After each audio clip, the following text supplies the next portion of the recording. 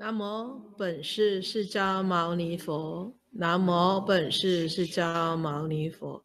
南无本师释迦牟尼佛。The sutra opening kata. The Dharma, infinitely profound and subtle, is rarely encountered even in a million kalpas. Now we are able to hear, to study, and to practice. May we fully understand and realize the Tathagata's true meanings, true teachings.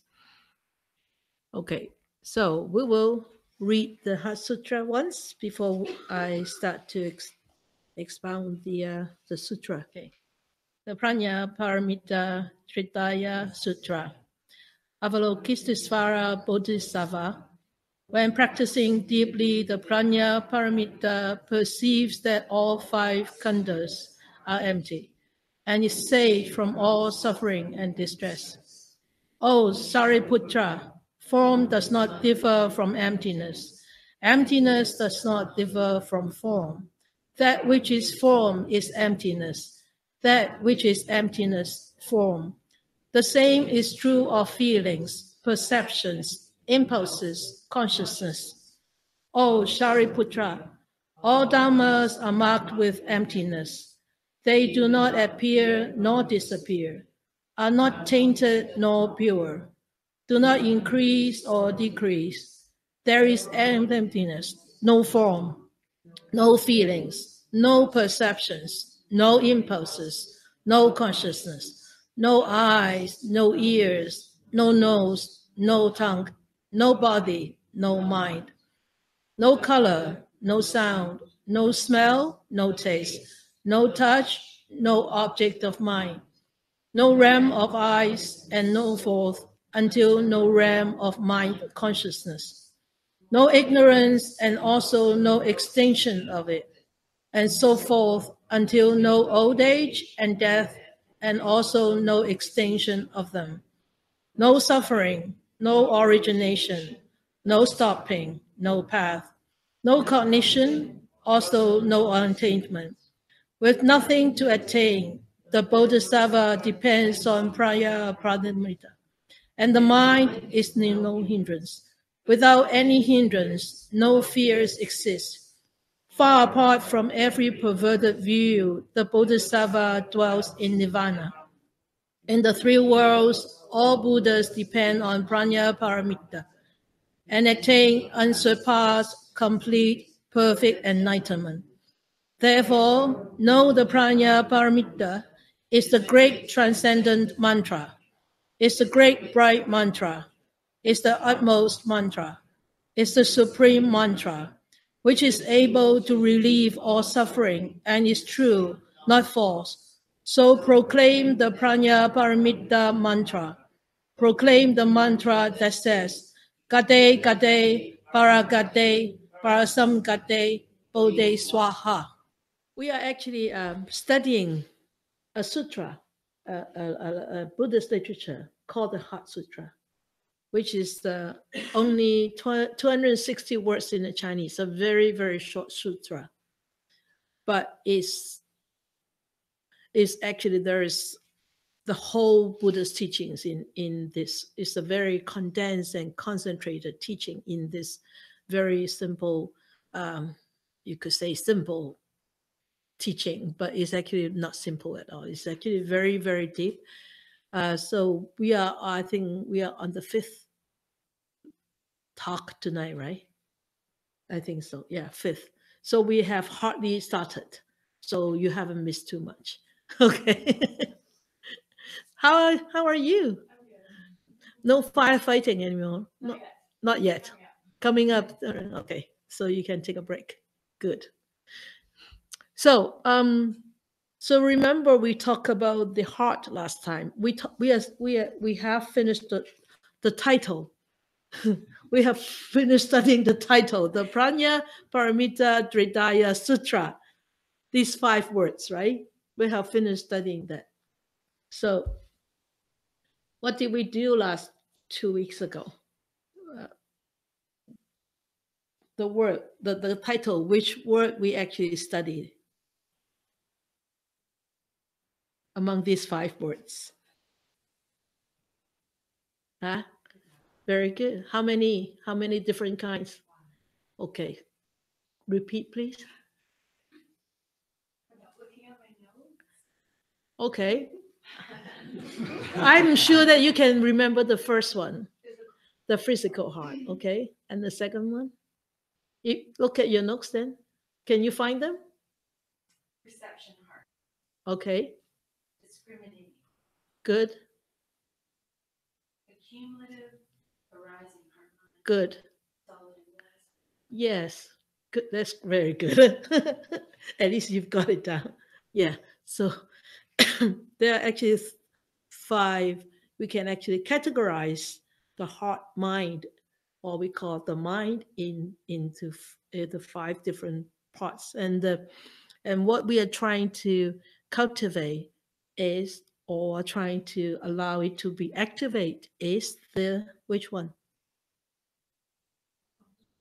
The solid and wise heart mind. That means the where does that solid and a wise heart comes from? Come from outside? Through studying? Is it through studying? Is it really through studying? Practice and experience. And also practice and experience allow you to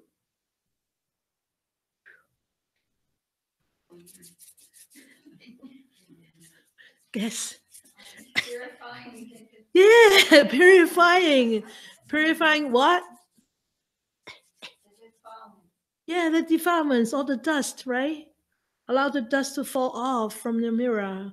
And so you allow this wisdom to be activated from inside.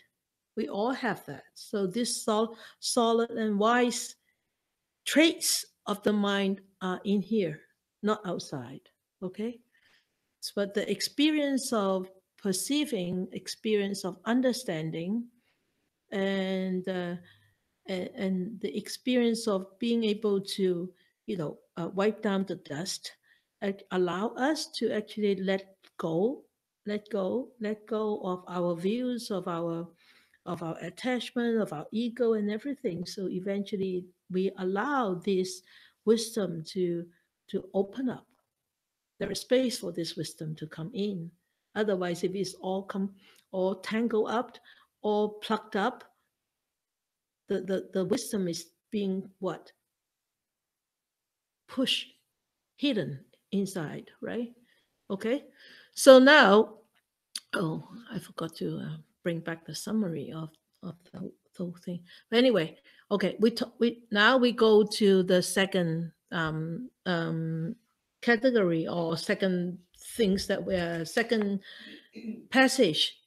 That means the first passage, the Avalokiteshvara Bodhisattva, when practicing deeply the Prajna Paramita, perceives that all 5 khandhas are empty and is saved from all suffering and distress.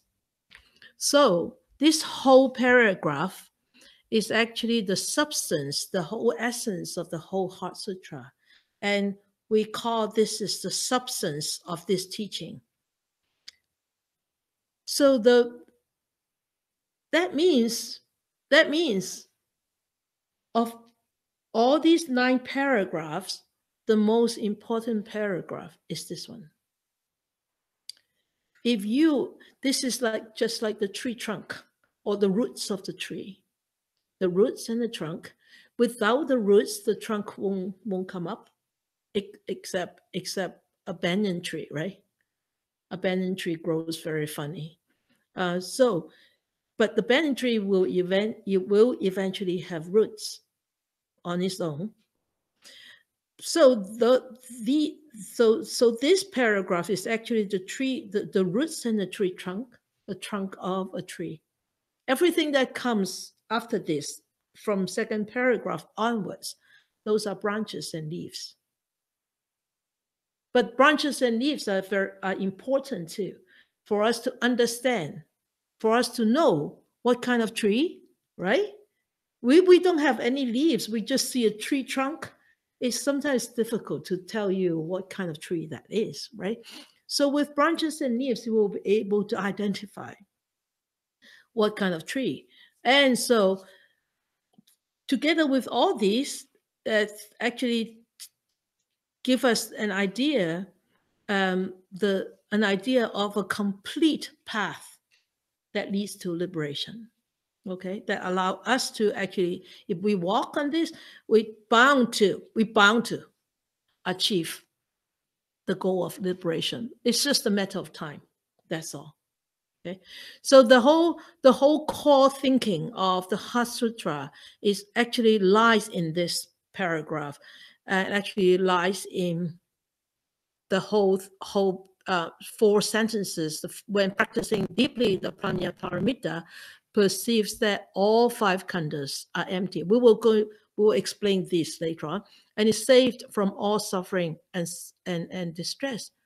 Okay, so these two, there are two main theme of this path of practice, and then also how to train this heart mind. And the 2 main theme is practicing the Prajna Paramita, and the second is perceives that all 5 khandhas are empty. Okay, so these are the 2 main themes, and the result of practicing on these 2 main themes is you're saved from all sufferings and distress. You're liberated from all the sufferings and distress. So that is the result and the consequence of really practicing and walking on this particular path. And this particular path, the whole goal of this particular path is to develop this Prajna Paramita. Paramita, that means quality. Okay, Prajna, that means wisdom. Well, yeah, I mean, English word, right? I'm sorry, I'm not trying to look down upon the English word, but as you know, there's the really a very limited scope. When you hear the word wisdom, you think, oh, this is wisdom. No, actually, prajna is much bigger than the word wisdom itself. So I'm sticking to the Sanskrit word, the traditional ancient Indian language. Okay, this is called Sanskrit. Okay, Sanskrit word. So you get used to it when you keep on, hearing it. So that's why you know what is dukkha, right? And what is sukha and all that. Okay. So among the Chinese scholars, they always say this paragraph actually are the eyes of the sutra. So without the eyes, you will not be able to see, right? So that if I can understand this thoroughly and see if you can, through your own meditation practice, see if you can actually experience and understand this whole paragraph in your meditation practice. We'll get to that later on. It sounds very abstract, but you can. Okay, all right? So let us look at Avalokiteshvara. So Avalokiteshvara in Chinese is called Guanzizai. Okay, and Bodhisattva is Buddha. A lot of people think that Avalokiteshvara only represents the Guanyin Pusa. You know, the Guanyin Pusa we have inside the little hall. That means compassionate Bodhisattva. But there are two ways of thinking, or 2 ways of interpretation of Avalokiteshvara. One way of interpretation, they identified that as Guanyin Pusa, as the compassionate Bodhisattva. But the other interpretation is they identify this as somebody who is actually well developed in Prajna Paramita, and so they become very peaceful and gracious and serene and wise. Okay, so there are two ways to actually look at this Avalokiteshvara Bodhisattva, the whole meaning of it. So Ava means down. Okay, And look, that means to look. Ita is a suffix, and so it changes the word to avalok. That means to look down. It changes the word from a verb to a noun. That means one who is looking down. Okay, so one who is looking down. So who is looking down? A bodhisattva is looking down. Okay, so now this is Isvara. That means well, we really don't want to call it a lord because it will be very misleading. People will think it's like a god, but really no. A lord, that means a saint and sage. That's all. And you can call them a master. Okay, so the whole word Avalokiteshvara, that means a saintly one who is looking down. Interesting when you break down the word. Okay, so now then we look at Bodhi. Bodhi, that means somebody who's being awakened, who has awakened, or who has enlightened. That means somebody who is completely liberated, right? Awakened, that means awakened from the dreams of our own life, the dreams of our own existence, and realized and enlightened. That means enlightened by this realization and being liberated from all the shackles of identifying this existence to a self. Yeah? Okay. So Bodhi, that means you're completely awakened, you're totally enlightened, you're completely liberated. All right. Sava, that means a living being. Okay. So when you look at Avalokiteshvara, that means there is this master who is awakened, who is enlightened, and who actually looks down, not looks down upon, but it actually is looking down. So this bodhisattva is actually looking down, and this bodhisattva is actually a master. Okay, so when you in your mind, when you think that people or are saying and the sage is looking down, that means they are higher up, right? They must be higher up. Otherwise, how can they be looking down?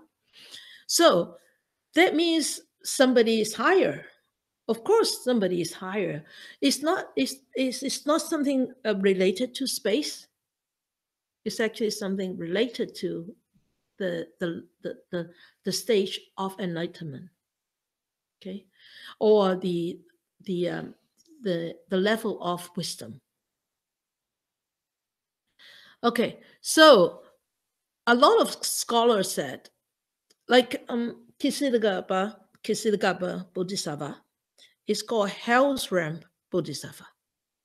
Hell's Realm. Okay. And you always see Ksitigarbha Bodhisattva appears as a man, have a masculine appearance.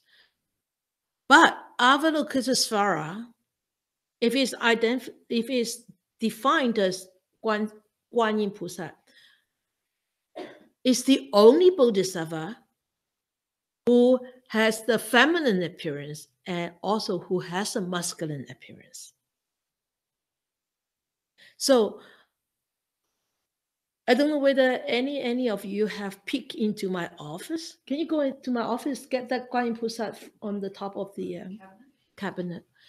This Guan Yin Pusat in here has a very feminine appearance. Same with the one in the dining area. But the one I have in my office has a very, if you don't look at his clothes, or you don't look at his headpiece, you just look at the face, you can see that masculine appearance there.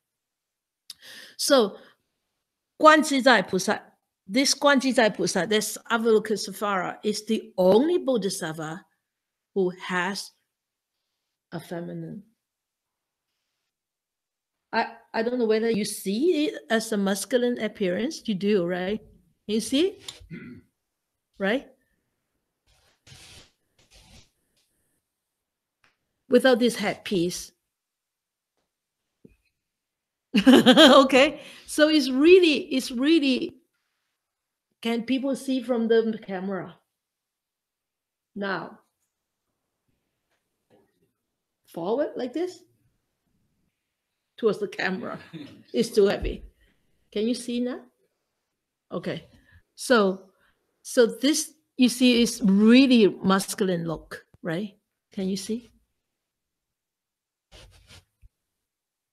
And it's also Caucasian look too. This is a statue that people actually throw out. Yeah, they didn't want it. I took it 26 years ago. So this is an antique now. We just put it on the altar piece. It's very heavy. Okay. So and it is of course this is a very common figure in the Mahayana cosmology. All right. So he or she really is completed in this development of peace and calmness and stability and wisdom. So, and Avalokiteshvara Bodhisattva actually embodies both compassion and wisdom in in oneself. And he now I use a word he, all right? It doesn't really matter. He had made a great vow, just like a lot of Bodhisattva, including the Ksitigarbha Bodhisattva, is he will not enter the final Nibbana or Nirvana until all beings have been liberated. So is it possible that I don't think it's possible, right? And so Guanyin菩薩 or Avalokiteshvara will never enter into Nibbana, will never. In the Chinese culture, we actually are very familiar with Guanyin菩薩 ever since we were little. Even though we don't learn anything about the Buddhist teachings, it's very common in the Chinese culture. We always say every home knows Amitabha, the Amitabha Buddha, and every house has a Guanyin菩薩. So my mom had a Guanyin菩薩 picture, a picture, right? And a statue, a blue and white, blue and white. So I always call that is a toy, because she always offered like food and burn papers, paper money and paper thing and paper that every month. So I always consider it as a toy. Yeah, it's just a figurine to me when I was little. And I always blame my mom burning paper thing inside the little flat that we have, make me, because I have allergy, very, very bad allergy. So the whole house, the whole flat will be smoky, right? And I'll keep on sneezing and crying and sneezing. And I say, Mom, you're wasting money. You're wasting money. You're offering to that figurine. What's that? Now I know who is Guanyin菩薩. You see, be careful of what you say. I mean, I will share more stories of Guanyin菩薩with you later on. But it's really so strange.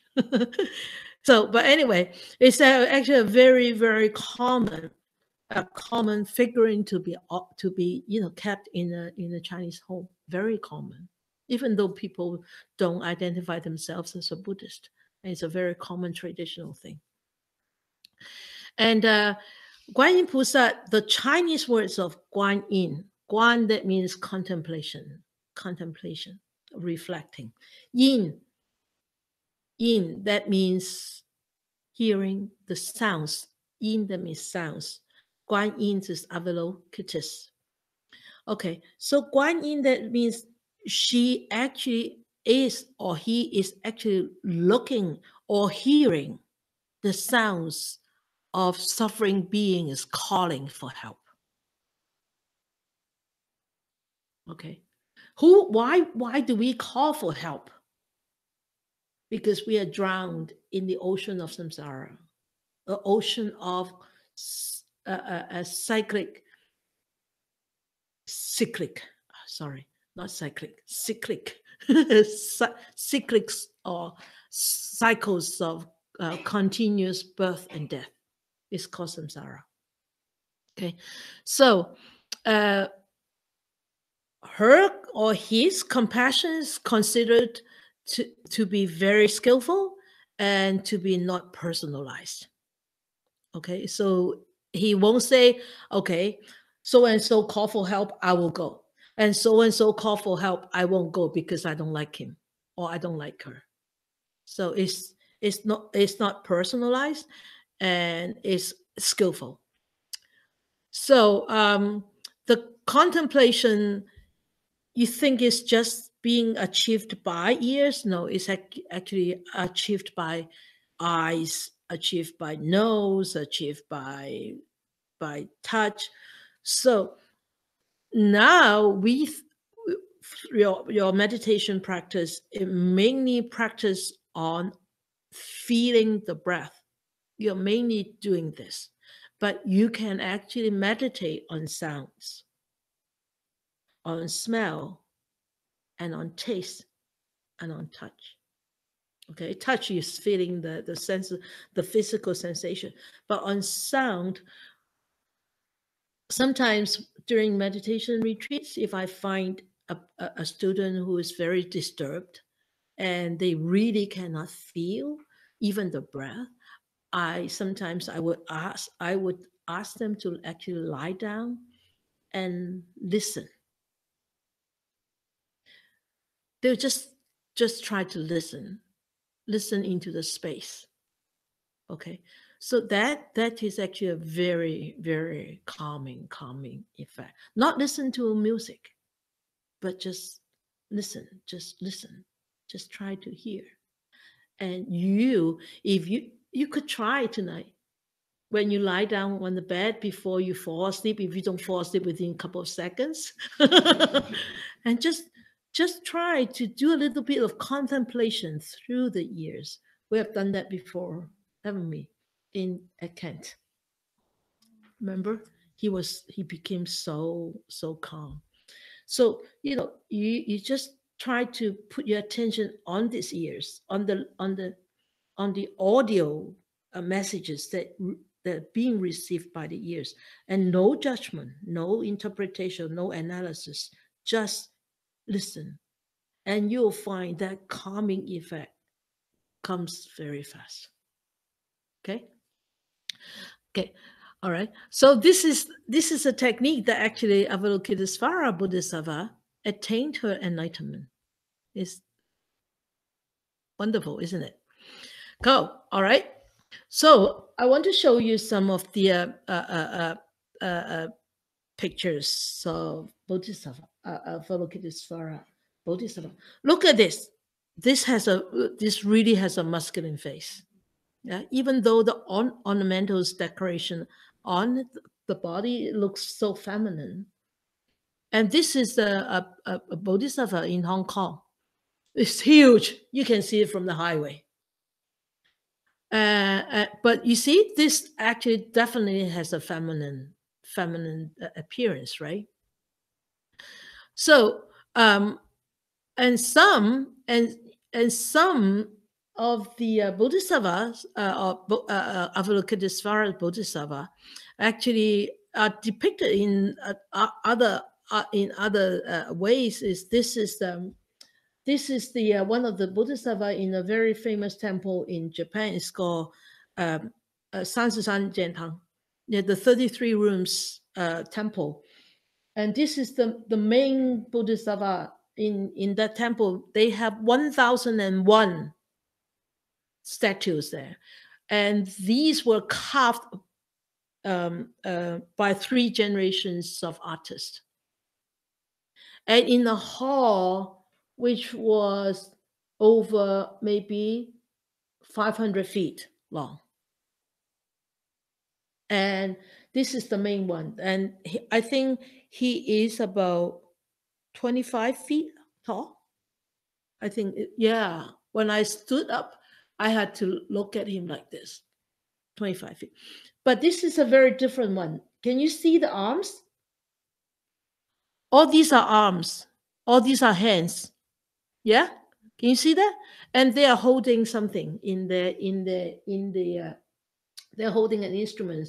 Some holding a bell, some holding a hand, or some holding a a, a, a book.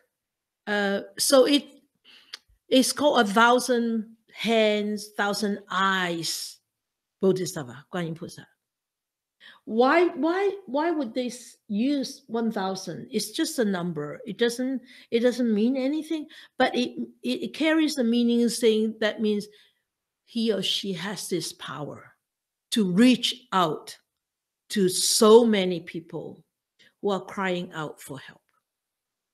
And they are so able to help different kind of suffering people, also sufferings. So you can see the wisdom and the compassion that the Bodhisattva embody could help so many different kind of people with different kind of problems. So it's not like us in the medical profession, so specialized. If you are if you are an internist, you just specialize in internal medicine, or if you are a gynecologist, you specialize in just gynecology. But he or she is so specialized in everything. Okay, so and if we would like to walk on this bodhisattva path, we need to start to learn how to actually sever our defilements and how to actually share and serve others with compassion and wisdom. And the bodhisattva, when we pay respect to the bodhisattva, our prostrations, our mind of prostration, our intention of prostration is, I want to look up to this bodhisattva and learn to become like him or her. Not prostrating because I adore you and like I adore you like you are my idol. No, nothing like that. It's actually looking up to see the qualities in this saint and sage, and I want to cultivate the similar qualities. Okay, and the wisdom or the wisdom and the compassion that we develop by meditation is strong. It's very strong, but we need to implement that kind of strength into a very complex and complicated human life, especially complex and complicated human relationship, and to understand that and to use that and to develop further wisdom from that and further understanding and further inspiration and further really realization and how we actually see a human relationship, a complex human relationship, from the wisdom, from the understanding, from the experience that we develop from meditation. Okay. So among the 6 paramita in the Chinese tradition, so who can volunteer to tell me which 6 paramita? First. Generosity. Okay, generosity, very good. Second. Patience. Okay, morality. Okay, patience or tolerance. Yeah, tolerance is better because tolerance actually includes patience, but patience not necessarily include tolerance. Right? Okay. Effort. Very good. Kindness. Huh? Kindness. That is in the 10 paramita in the Theravadan tradition. Concentration, that's good. Samadhi. Livelihood? Livelihood, that is in the Eight Noble Path. Wisdom, very good. Wisdom, that means the prajna. Okay, so among these 6 paramita, the most important paramita within these 6 that actually support the other paramita is virya, the effort, and the prajna, the wisdom. These 2 paramita, these 2 great qualities, the effort quality and the wisdom quality, actually supports the other one. And of course, with the complete development of the last 5, the first 5 supports the prajna. It's like a reservoir. Okay, it allows you to hold the water, but with the water there, actually supports the reservoir too. You see? Okay, so now let us go to look at this virya paramita, or virya in the Sanskrit word. This is a Sanskrit, remember, okay? With the Pali term is virya, V-I-R-I-Y-A. Okay. So virya, that means effort, the right kind of effort, the right kind of exertions. So there are 4 right kind of exertions, okay? This is a very easy table to remember. So there is the unarisen one, that means it hasn't appeared yet. And then the arisen one is already appeared. And there's the unskillful qualities, and there are skillful qualities. Okay, the first one is if there is unarisen, unskillful qualities that you notice that you do not possess yet, guard them. Don't allow it to arise. For example, if you notice that you don't have any anger, if you do not have any anger seeds in you, don't allow the anger seeds to actually being planted into your mind. Okay. Okay, if it has arisen, what do? We abandon it. We try to eradicate it. We try to change it. We try to correct it. Okay, so if we notice that we have a lot of craving coming, qualities, constantly, bombarding us in our life, then we try. Each time we try to abandon a little bit more, we try to abandon a little bit more, we try to abandon a little bit more, or abstain a little bit more. Then gradually, these seeds will be exhausted. You will completely clear out all these seeds. Okay, so easy to remember. If we have any skillful qualities, they haven't arisen yet, what do? Oh, sorry. Yeah, cultivate. Sorry. So this actually is the practice of karuna. That means you understand the sufferings that you experience and the sufferings of others, and you develop this kind of empathetic, sympathetic mind, and you want to help yourself and you want to help others to be relieved, to be liberated, to be lifted from these kind of sufferings. Remember the metta practice, right? What's the true metta is you help to liberate or to alleviate sufferings. That is alleviation of sufferings. Okay.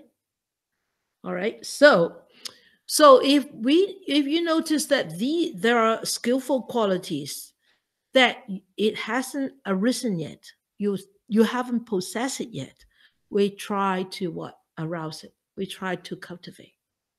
Yeah. So if I notice that I'm very stingy, so if I have $1, then I normally say, oh no, I want to keep this dollar. So stingy that I want to keep this dollar. But you notice that this is a wonderful quality to develop. And you say, okay, this time I'll give out 10 cents. Next time, 20. Eventually, I'll give up the whole dollar and I won't feel, that I don't possess anything. I have lost the whole dollar. I will, at that time, if I'm able to give out that $1, I am sure that happiness is so tremendous. It's so big, much bigger than $1. Right? Okay, so allow that to arise and arouse it. And if we notice that I already have that skillful quality in me, what do we do?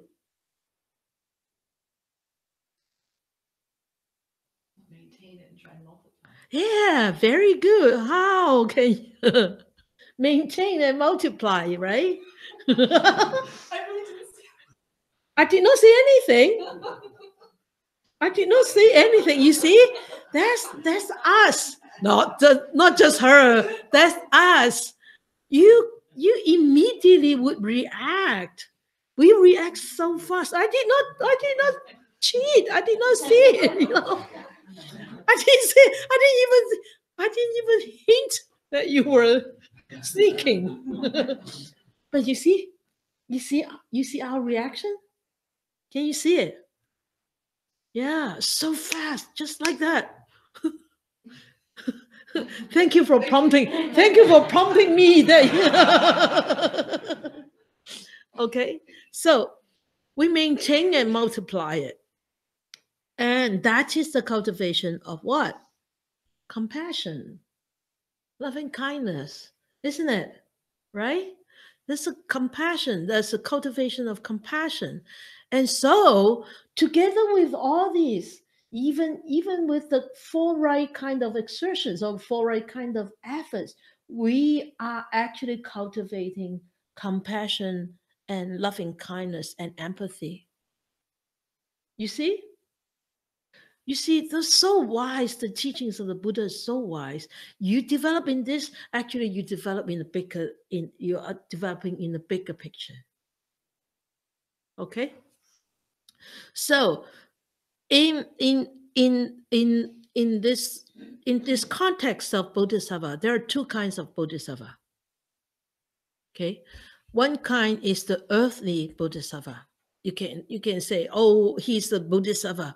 Oh, he lives a life of compassion and service to others as an expression of their commitment to working towards liberation, or working towards liberation of sufferings in mankind. So maybe you can find an example of an earthly bodhisattva that you have met in this lifetime, or you have heard about in this lifetime. Mother Teresa, okay. Who else? Yeah, Gandhi. Yeah, and Dr. Martin, yeah, Luther King, right? He relieved the slavery in the States. So these are vivid examples of an earthly bodhisattva. Are the nuns not here? Bodhisattvas? Sometimes. Maybe a split second. Thank you, Carrie. That is very encouraging. You see, you have a lot of work to do. Earthly bodhisattva. That's what Carrie said. All right. Okay. But there is another kind. It's called Transcendental Bodhisattva.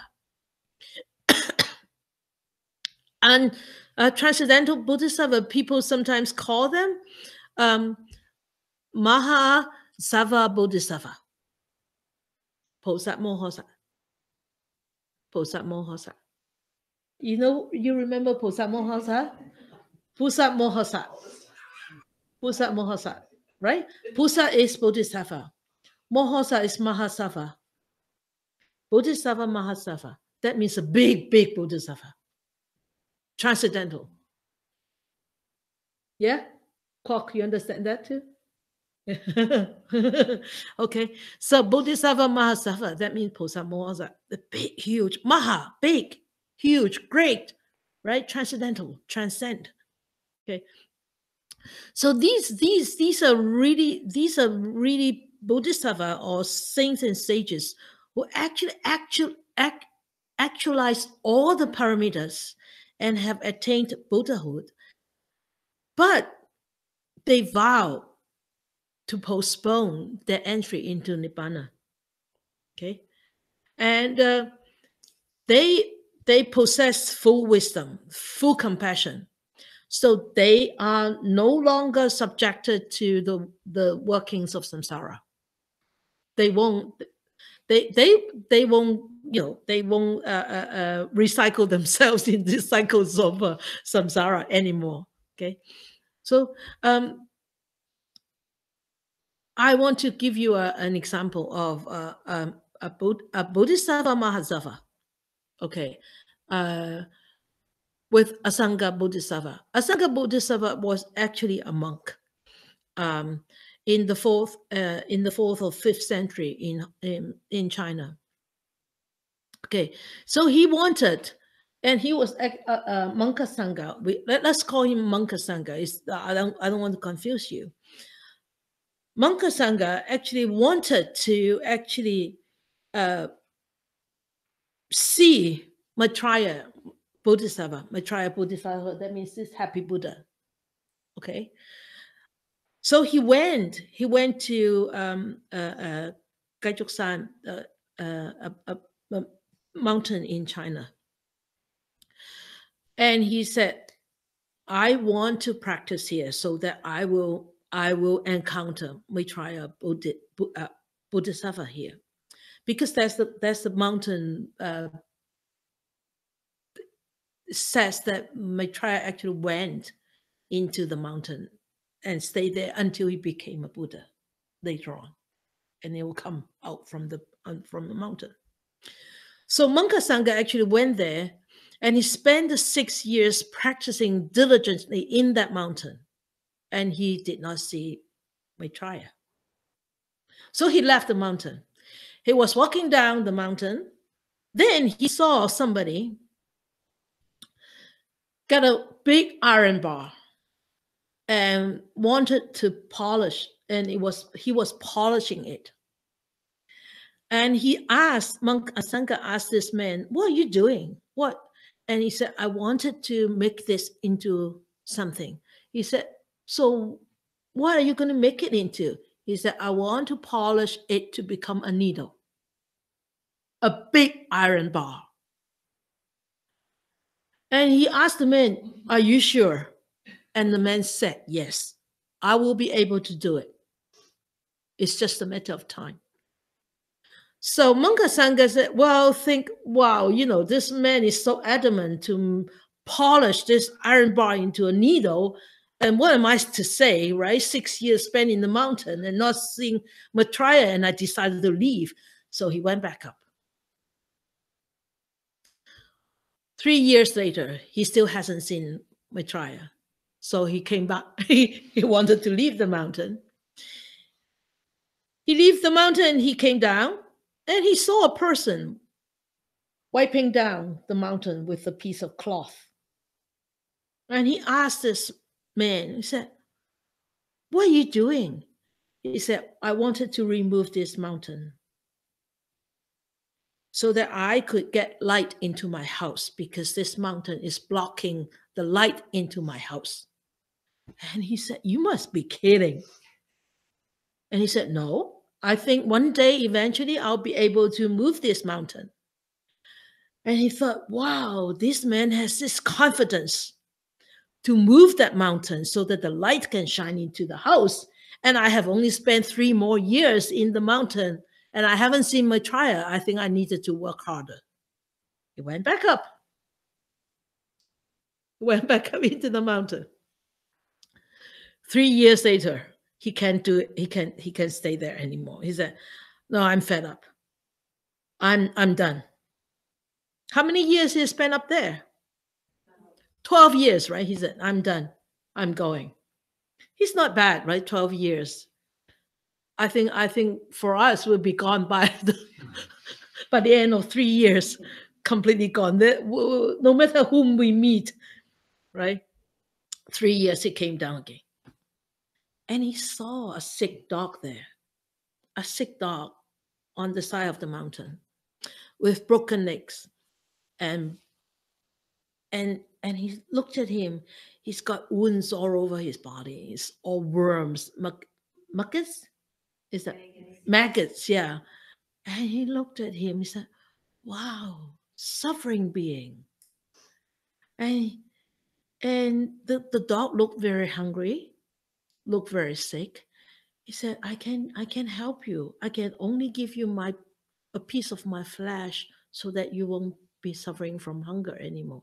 So he cut a piece of flesh to feed the dog.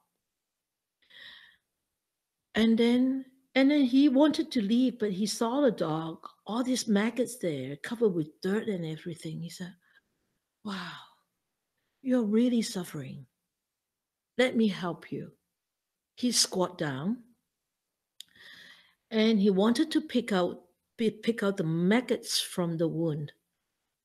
But he knew if he used his fingers to pick the maggots would die, right? And he thought, how can I remove those maggots? So he actually trying to use his mouth to pick the maggots from the dog's wound. And as soon as he put his mouth onto the dog's body, he saw the whole Bodhisattva. Buddha Maitreya was sitting there. And he said, "Why did you appear so late? Total of 12 years.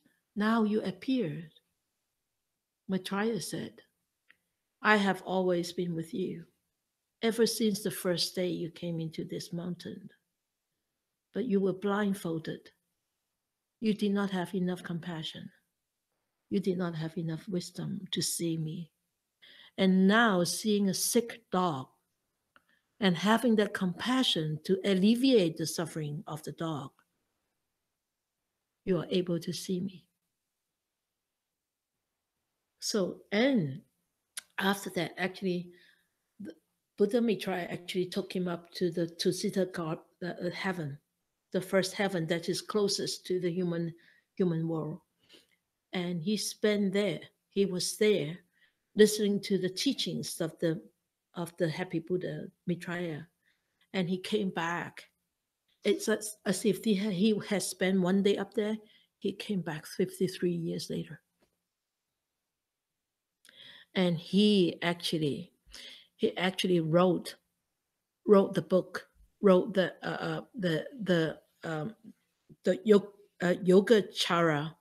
Yogacara Sutra. You can see they learn Moja Posa, okay, by Asanga Bodhisattva. That's why he is called Asanga Bodhisattva. Eventually, afterwards. So, and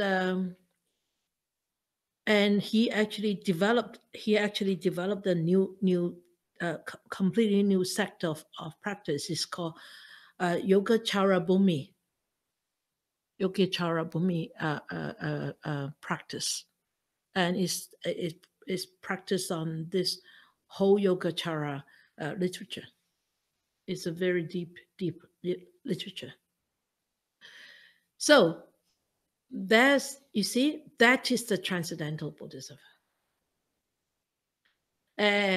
I will share with you one of my experience of a Transcendental Bodhisattva, but it's only in my dreams. I was very sick in 2011 with my acute glaucoma. After my left eye operation, it's got In fact, it's got actually infected. I didn't want to say, I didn't want to tell you the reason why, because it was in the past anyway. It was a mistake, a medical mistake. But anyway, the next day I went to the clinic, to the eye clinic, and my doctor thought, wow, it was so good yesterday right after the operation. The next day my eye was completely inflamed, bloodshot red, and I had severe pain right from the half of my skull. Is complete migraine, total migraine, and 10 out of 10, a pain of 10 out of 10. And he tried all sorts of eye drops and nothing worked. So he sent me to the hospital. But I was so confident that it was nothing. So, and Tan Sifu was so confident that I could overcome. So she dropped me off at the clinic. She came home. And I was there alone in the clinic myself. And the doctor said, you need to go to emergency. So I thought I could walk to the emergency room from Mary Street Clinic. And as soon as I left the clinic, I started to throw up. So I walk a few steps, I threw up. I walk a few steps, I threw up, and I couldn't see. I was totally blind on this side. So I missed the hospital. Actually, I missed the hospital. So I said, oh, where's the hospital? Because I couldn't see on the left side. The hospital was on my left side, right? And I missed the hospital. So I said, oh, where's the hospital? I turned my head. The hospital was there. So I had to walk back. I had to cross the road. I was very careful. Went into the ER. I waited to get the injection, and it seems that I did not get the right kind of help. And the injection was supposed to finish. I mean, the drip was supposed to finish within half an hour. It took 1.5 hours. So I think the concentration of the medicine just didn't kick in. So I came home with one eye blind and keep vomiting and total migraine and everything. And the next day went back to the clinic, and I stayed in the clinic for 5 and 6 hours and went into the ER again. 3 or 4 days. And no sleep, no food, nothing. Because every time I try to eat, throw up. Every time I try to move, throw up and faint. So next time again, went into the ER. Before I went into the ER, I called Hong Kong, and I said I needed some Chinese medicine. So got Chinese medicine delivered, and I was in the ER. And the ER people, they say, no, you're not supposed to come to the ER today. You're supposed to go to the day clinic. I said, oh, okay, whatever, whatever. So I walked to the day clinic within the hospital, and the nurse said, what do you need? I said, I don't know. This is the prescription from my doctor. And she said, oh, I know this doctor. I've worked for him for 5 years. I know what you need. Give me 5 minutes. I'll be back with your medicine. So she came back with the medicine, gave me this injection. Within half an hour, she said, you can go home. Half an hour instead of 1.5 to 2 hours the other day. So I came home. Tan Sifu brought me back home. And I felt a little bit better after that injection. A little bit better. I think the migraine was like 8.5. And I said to Tan Sifu, I'm so exhausted. I really need to sleep. 5 days no sleep. I really needed to sleep. As soon as I finished saying that, I drifted into this hazy dream. But I was very aware. I was very aware because it happened on this side, so I slept on this side. I saw Guan Yin Pusa. I saw Avalokiteshvara. Three. I need a 3 to come and help me. 3 big, huge, possibly over 100 feet tall, all white, completely white. And his headpiece, it was just like this, but with something dropping from the front. Beautiful headpiece. Masculine face. No ornamentals. Nothing. It's very simple. Nothing like this. Very simple rope. 3 of them in a cave. But I know there are 3, but I can only see one face. Very, very clear. The other were sort of like not a blur. I thought, wow. I said, wow, Guan Yin菩萨. I needed to go and pay respect. But I couldn't find any path. I saw a very narrow, muddy path, like this wide, this kind of dirt, this kind of color. I said, oh, it's very winding path going inside the cave. I said, I can crawl in. So I started crawling. In my dream, I started crawling. I said, no, you are sleeping. And in my dream, I told myself, you are sleeping, but you are crawling. You better wake up and find yourself. See if you're crawling in your bed. I was telling myself, I can still remember the whole thing in this head. I said, wake up, look at yourself, see if you're crawling in your bed. I woke up and I saw my hand was like this. I was like this with my hand. And, oh, I was really crawling. So I flipped myself, lay on my back, close my right eye. 2, 3, 4, 5, 6. I can see. So I ring the lifeline. Ding dong, ding dong. And call Tan Sifu to come in. Tan Sifu said, what happened? What happened? Are you okay? I said, yeah. I said, try. She said, try what? I said, try. She said, I said, 2, 4, 5. She said, oh, you can see. Right away, I can see. So I was helped. I was helped by the Bodhisattva. I was helped by Guan Yin菩萨. So wonderful story, eh? And it was so touching. So I completely repent on my comment of my mom's figurine, Guan Yin菩萨figurine. Okay, so I'm sorry, we have hardly finished Avalokiteshvara Bodhisattva. It's over an hour, but anyway, okay. So this is the Asanga Bodhisattva story and my little story. Okay, so should we continue next week? I have something to show you. I see if I can move this thing. Oh, how come it's upside down? Oh, here. Oh, okay. Can I click on this? Oh, look. Oh, I learned one new thing. Today is the 28th day of the last month of the lunar calendar, the Chinese calendar, the 28th day. And in the Chinese tradition, we need to tidy up our house, organize our rooms, and clean ourselves so that we prepare ourselves for a fresh start in the new year, which is on Friday. The first day of Chinese New Year is Friday. Okay? So Garfield said, clean up.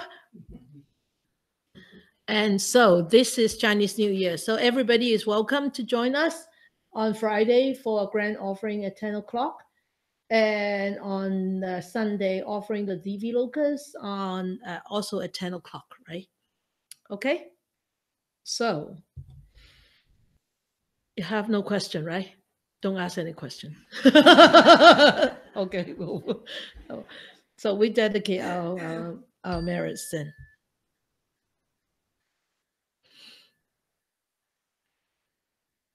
So we bring our attention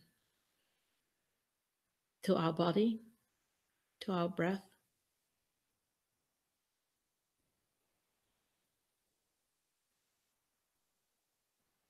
we experience this constant flux of changes in this physical body, this mental existence.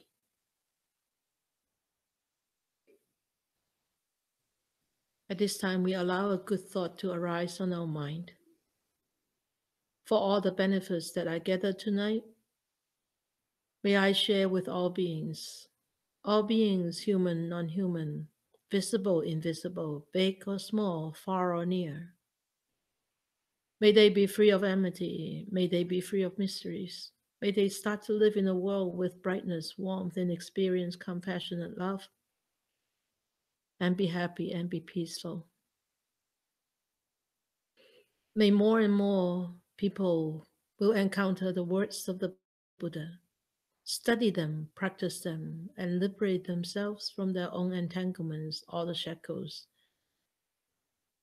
and attain this ultimate freedom and peace and happiness.